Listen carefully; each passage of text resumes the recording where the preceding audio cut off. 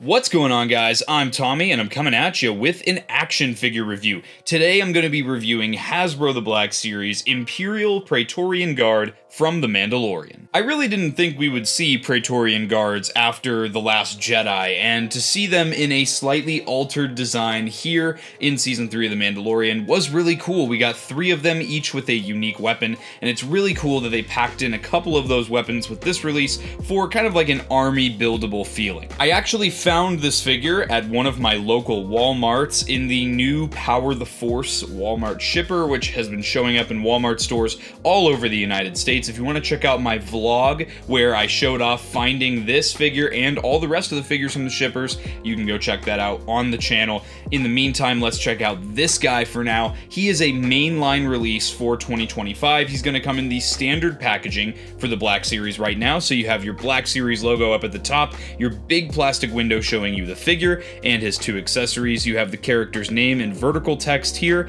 as well as that he is number 43 for the Mandalorian subline. Down below the window here in this wraparound banner, you have the color of the Mandalorian subline as well as the series name, some of your logos and legalese at the bottom there. On this side of the box, you also have the mural image for this guy. Really, really cool. You can see some of the background of the area of Moff Gideon's secret base on Mandalore where these guys fight Grogu. He looks really cool. I love the weapon. This is probably going to be the one that I choose to display mine with here. Character's name at the bottom there. On the back of the box, you have your Black Series logo, the same mural image we saw on the side of the box blown up a bit, your character's name, and a bio in about 1,000 different languages. This bio reads, "Elite protectors carefully deployed by the Shadow Council. The Praetorian Guard are warriors skilled in hand-to-hand and melee weapons combat." We reiterate, he is number 43 for the Mandalorian subline. Down at the bottom, you have a lot of your legalese. Guys, please don't feed this action figure to your babies.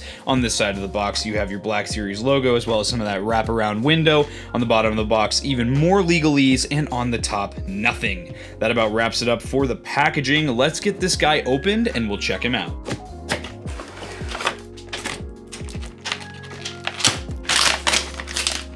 Alright, here's everything out of the box. Before we check out the figure, let's check out the 2 accessories he comes with, and those are 2 of the 3 weapon options for the Praetorian Guards from Season 3. So the first one here is really cool. So one of them has like a sword that extends. This is very reminiscent of a weapon that we saw one of the Praetorian Guards have in Episode 8, The Last Jedi, and I like that this one is in the extended form. It's almost like a sword that turns into a flail. The hilt of this sword reminds me a lot of a samurai sword, how it's kind of tapered off at the end here. It's very, very flexible. This whole thing is very, very flexible in a good way. I like how this all bends, so if it were to take a shelf dive, I would not be worried about it breaking or anything like that. You'll see I'm able to kind of really flex everything here, move it all around, and it's going to still hold its shape, and I'm not going to have to worry about it breaking on me. There are these little subtle purple hits of paint here. When they catch the light, they really, really pop. They're on the front and back of the, I guess, blade, quote unquote, not on the sides, but again, super cool. I love the sculpted detail as well on the tip of the blade here. It looks really nice. And overall, this is a really cool accessory, and I really am growing on this one. You know, I was pretty partial to the, I guess the scythe weapon here, I'll call it, but this one is really cool as well. And then, like I just said, for our other weapon, you got almost like this pike or scythe almost weapon here. Very cool design. It's almost like a spear on one end, then it's got this giant cleaver blade on the other end here. Such a cool design, and some very subtle paint applications as well. So the base sculpt is in a much more dull looking plastic, and then they did give some pearlescent paint applications to the blades and the grips just to make it kind of pop when it's in the character's hand, and I do really appreciate that. It's a very cool accessory. Alright gang, let's talk about the Praetorian Guard here. So with this guy being a Praetorian, obviously we're expecting some reuse here. However, I will be the first to say there is a surprising amount of new on this character, and there's a lot to talk about, especially when it comes to the legs of of the character. But, you know, the biggest thing to note here, this guy is mainly he's a trooper. So, you know, he's mainly going to be a plain red color, and you can see that in a lot of the sculpt work here. Some of the pieces of armor, like the hand plates, are painted red. To the naked eye, you can notice the difference if you really look, but when you're just kind of having the figure posed up on the shelf, it's not going to be too jarring to the point where your eyes immediately go to it. He's got some nice paint applications on the visor here. I like this kind of Roman or Greek kind of centurion style helmet. It looks really cool, and that's a design that kind of almost is Mandalorian, but not quite. I really, really like this design. Star Wars always has goofy, cool looking designs for the visors and the helmets. This is a First Order carapace here, which is super cool to see that in the technically still Imperial era. We're starting to see the blending of, you know, First Order and Imperial designs. And this is an overlay, so it is different than a lot of the First Order Stormtroopers we've gotten in the past. You have some paint applications on the back here, and you have a little bit of paint applications on the front as well. Just some little hits of black here and there. Again, on the belt, same thing. And this is also a First Order midsection piece as well, which is cool. You can see that on the back. The belt seems to be an overlay which goes over and under some of the soft goods. Like this one flaps up and over, which I really like. I love the way that these soft goods drape. I especially like that this one's almost like a cape. It comes down from inside the carapace here. Very, very cool stuff. You also have some very rubbery, flexible shoulder armor pieces, which are on an O-ring system on the shoulders. I really like that look too. And then looking at the legs here, so these are interesting. So the legs, people have figured out, are actually reuse from the original Praetorian Guards from like 2016, 2017.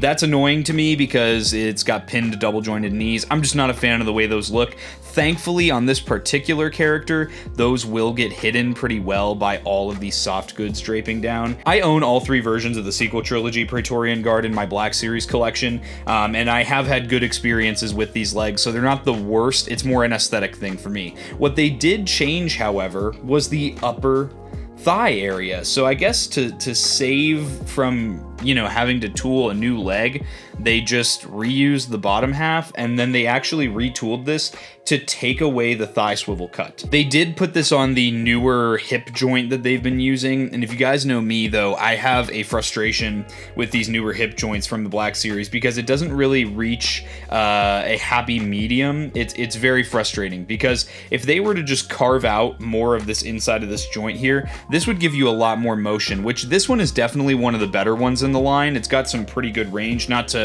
jump ahead and cover articulation, but I mean, thigh swivel just gets the job done better. But if you really want to lower the piece count, just please, Hasbro, carve out more of the inside of this thigh so that we can get even more movement, especially a character like this who has his entire lower half covered by soft goods. It doesn't matter if it looks gappy or not because we're not going to see it anyway. All right, I'm not going to get into it too much. It's just my honest opinions on these figures. I do feel like the posability can sometimes be lacking because of that. But aside from that, again, the legs are pretty plain. It looks like the knee armor is painted the same way that the hand armor is. And then you do have the soles of the boots appear to be painted black. And that's pretty much it. Again, he's a trooper design. Trooper designs for grunts like this tend to be a little bit more plain. So why don't we take a look at this guy's articulation then, since we're already kind of talking about it. All right, gang, so our Praetorian Guard is going to have a newer style of head articulation they've been doing for helmeted characters, and I've been really, really preferring this. And it's the removal of the plain Tamara Morrison head so that they can just stick the helmet on instead of gluing the helmet onto the Tamara Morrison head and having it warp.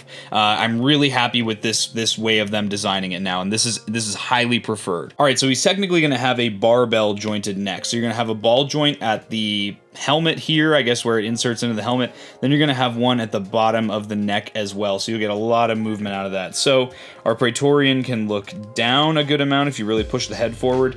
He can look up a little bit, and he can also get some really nice tilt as well as some side to side, which is great. There's a butterfly joint system that's hidden underneath the overlay for the chest and the O-ring shoulders. You'll see that with this guy being a melee character, this is great having that much range for those butterfly joints. They've actually got some really nice this range, I'm very impressed. There's also a hinge and swivel at those shoulders too, and with that O-ring system, you're able to achieve well above that 90-degree mark for the hinge, and the shoulders do also swivel a full 360 degrees. If you're doing more than like a 90-degree swivel in either direction, I do recommend trying to keep that shoulder armor with the arm as you move it, because it can get stuck if you try to, do it independently, and it'll kind of stress the plastic of the O-ring system. Just something to keep in mind. He has some deep cut single jointed elbows, which are going to get you well past that 90-degree mark. There is also a swivel at the top of the elbow there, and then at the wrists, he does have hinge and swivel. So he's going to have the swivel there on the right wrist, which has a trigger finger hand,